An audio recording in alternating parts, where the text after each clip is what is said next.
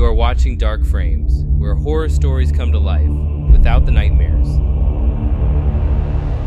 You want to know what happens in Friday the 13th, but don't feel like watching a bunch of sweaty teens get picked off at camp? No worries. We've got the story, the kills, and the twist you've already heard about, told clean and fast. Let's break down the movie that launched 1,000 hockey masks, even though there's no hockey mask in it yet.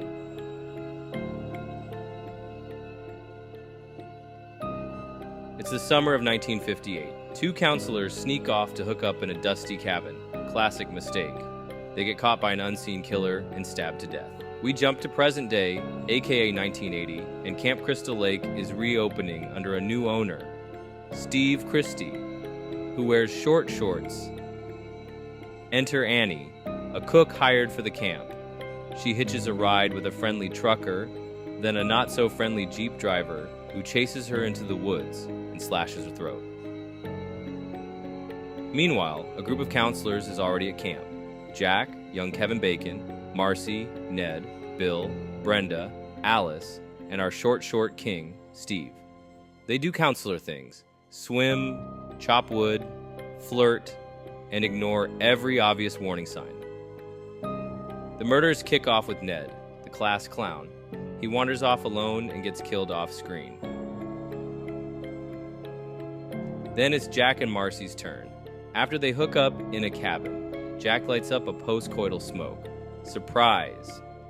A hand reaches from under the bed and drives an arrow straight through his throat. Arguably the most famous death in the movie. Marcy heads to the bathroom and gets an axe to the face. Brenda is next. She hears a child's voice, crying for help, runs out in the rain, and gets lured to the archery range. Lights flip on, scream, fade to black. Steve, the camp owner, returns from town. He gets out of his Jeep and greets someone he knows, and gets stabbed off screen.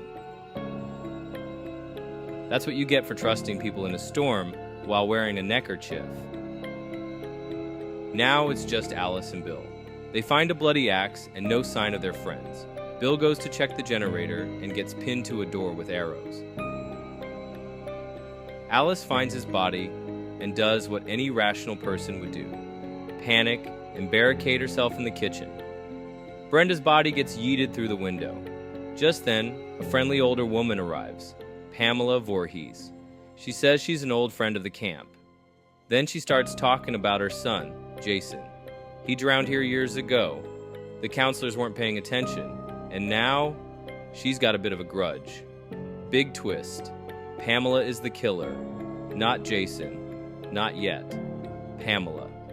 She attacks Alice, who manages to fight back in a slap-heavy struggle across multiple rooms. Eventually, Alice grabs a machete and clean decapitation.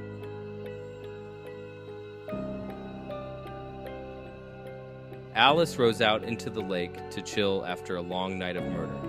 But surprise again, a rotten child corpse leaps out of the water and drags her under. Or does he? She wakes up in the hospital. It may have been a dream, or not. Friday the 13th gave us a killer mom, a fake-out ending, and a horror franchise juggernaut. Jason doesn't show up until part 2, and the hockey mask, not until part 3. But this is where it all started, at a camp that probably should have stayed closed. That's it for this one. Another horror movie survived, sort of. If you like your chills with less blood and more brains, hit that subscribe button and join us for the next Dark Frame. We break down what goes bump in the night, so you don't have to. See you in the shadows.